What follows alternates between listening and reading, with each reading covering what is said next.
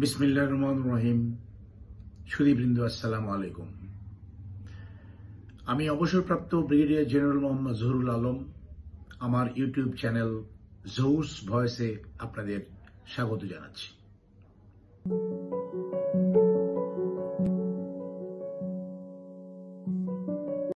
আজকে আমি যে বিষয়টি নিয়ে আলোচনা করব সেটি হল স্বৈরাচারের শাসনকালে চাকরিচ্যুত ও পদবঞ্চিত সরকারি কর্মকর্তাদের পুনর্বাসন। সামরিক, আধা সামরিক ও বেসামরিক মিলিয়ে প্রায় 20 লক্ষ সরকারি কর্মকর্তা কর্মচারী রয়েছে যারা সরকারের মূল চালিকা শক্তি। স্বৈরাচারের দীর্ঘ শাসন আমলে বিশেষত কর্মকর্তাদের অনেককেই চাকরিচ্যুত করা হয়েছে বা তাদেরকে যথাযথ পদোন্নতি পাওয়া থেকে বঞ্চিত করা হয়েছে। প্রায় ডজনখানেক সংস্কার কমিশন গঠিত হলেও সরকারি কর্মকর্তা কর্মচারীদের বিষয়টি পর্যালোচনার জন্য কোনো কমিশন গঠন করা হয়নি। তবে কদিন পূর্বে একটি খবরের শিরোনাম চোখে পড়ল। অবসরপ্রাপ্ত শত কর্মকর্তাকে সচিব পদমর্যাদার সুপারিশ। সেখানে আরো প্রায় 1000 জনকে অতিরিক্ত সচিব এবং 400 জনকে যুগ্ম সচিব পদমর্যাদা দেওয়া হবে বলে উল্লেখ করা হয়েছে। আরো একটি শিরোনাম, এবার আন্দোলনে নামলেন 25 ক্যাডারের কর্মকর্তারা। উক্ত প্রতিবেদনে আন্তঃক্যাডার বৈষম্য দূর করে সকল ক্যাডারের বঞ্চিতদের সমান সুযোগ সুবিধা দেওয়ার কথা বলা হয়েছে। আমরা দেখেছি ইতিমধ্যেই বেশ কিছু সংখ্যক কর্মকর্তাদের সচিব পদে পদোন্নতি দেওয়া হয়েছে এবং তাদের অনেককেই বিভিন্ন মন্ত্রণালয় ও সংস্থায় চুক্তিভিত্তিক নিয়োগ দেওয়া হয়েছে।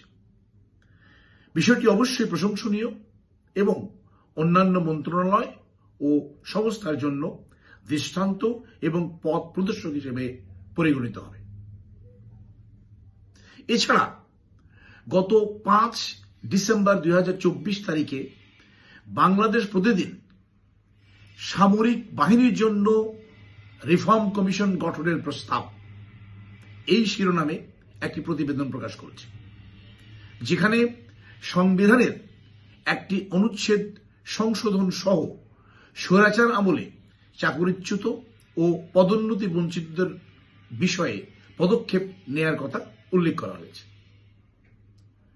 তবে এরই মধ্যে সেনাবাহিনী সদর দপ্তর থেকে রাওয়াকে একটি চিঠি দিয়ে স্বৈরাচার আমলে চাকরিচ্যুত ও পদোন্নতি বঞ্চিত কর্মকর্তাদের সেনা প্রধান বরাবর আবেদন করার জন্য নির্দেশনা দেওয়া হয়েছে। অর্থাৎ দেখা যাচ্ছে যে মোটামুটি সকল মন্ত্রণালয় ও সংস্থা স্বৈরাচার আমলে চাকরিচ্যুত ও পদোন্নতি বঞ্চিতদের বিষয়ে সচেতন এবং তারা অলরেডি ইতিবাচক পদক্ষেপ নেওয়া শুরু করেছে, যা সত্যি প্রণিধানযোগ্য এবং উৎসাহব্যঞ্জক। অতীতে অবসরপ্রাপ্ত সেনা কর্মকর্তাদের পদোন্নতি বা চাকুরিতে পুনর্বহাল বিষয়ে কোনো আলোচনা বা রিমার্কেবল কোনো কিছু শোনা যায়নি।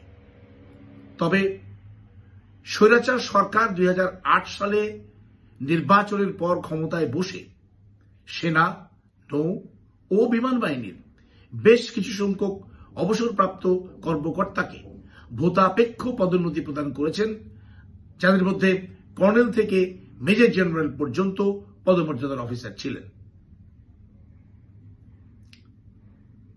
যা হোক, দেশের বর্তমান শাসন কার্যক্রম পর্যবেক্ষণ করলে নিশ্চিত করে বলা যায় যে ছাত্র জনতার জুলাই আন্দোলন দেশের মানুষের জন্য নতুন পথের দিশারি হিসেবে আবির্ভূত হয়েছে।